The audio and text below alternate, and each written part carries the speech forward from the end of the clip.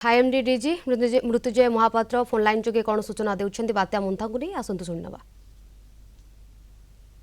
जेमिति आमे पूर्वानुमान करिथिलु से अनुसार बात्याटी धीरे धीरे तीव्रता बढ़ाई चलीछि एवं यह गतिपथ मध्य से भली होउछि।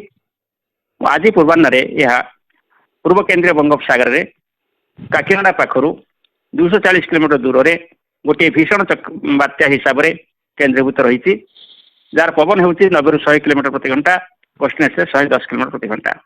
यही पवन वेग सहित उत्तर उत्तर पश्चिम दिगरे गति करिकी आज संध्यार रात्रि मध्य आंध्र प्रदेश उपकूल को मछलीपट्टनम और कलिंगपट्टनम मध्य काकीनाडा पाखापाखि अतिक्रम करिवो।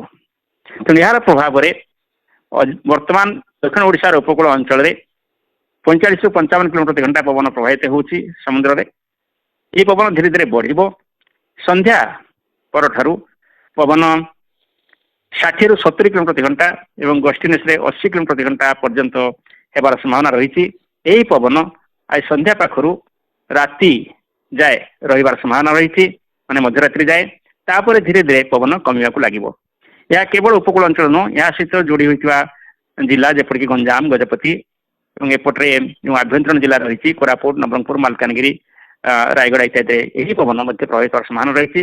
कारण भूपृष्ठ को छुईवा परे यह मध्य उत्तर उत्तर पश्चिम दिगरे गति करिवो। बात्याटी धीरे धीरे दुर्बल होगा लगिवो और काली सकाळ बेलू यह दुर्बल होइकी गोटे बात्या हिसाब रे मालकानगिरी और यार पाखापाखि अंचल रे केंद्रीभूत थिबो। तापर पूर्व उत्तर उत्तर पश्चिम दिगरे जाई छत्तीसगढ़ उपर गोटे अवपात हिसाब रे परिणत हेबो काली दुई प्रहर बेलू। तेणु यार जो पवन को नहीं जो इम्पैक्ट प्रभाव धीरे धीरे कमिबा को लागिवो, किंतु वर्षा वर्तमान जारी रही। वर्षा धीरे धीरे बढ़िया को लागिवो। 28 तारिख रे सबुठ अधिक वर्षा हबार संभावना रही। 29 तारिख रे मध्य हबो। केतेक जगह दक्षिण ओडिशा रे प्रबल अति प्रबल वर्षा सहित अल्प केतेक जगह अत्यंत प्रबल वर्षा अर्थात 20 सेंटीमीटर अधिक वर्षा हबार मध्य संभावना रही।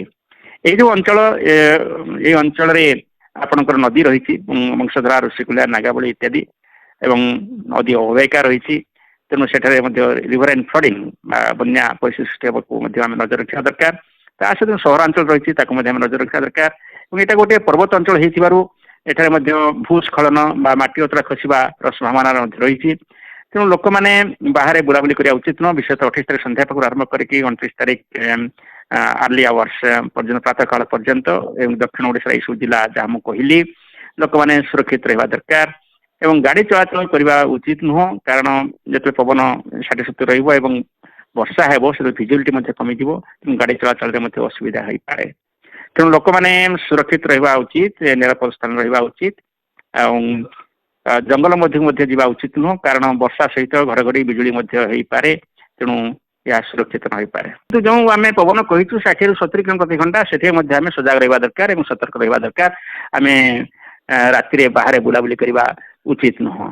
सेमती किसी ना बात्यार गति केतले बढ़ी जाए केतले कमी जाए जो चलवार गति आम जो पूर्वानुमान करूँ आज मध्यरात्र सुधा या उपकूल अतिक्रम कर पूर्वानुमान आमर जारी रही। संध्यार राति मध्य पूर्वानुमान अनुसार उपकूल को अतिक्रम कर।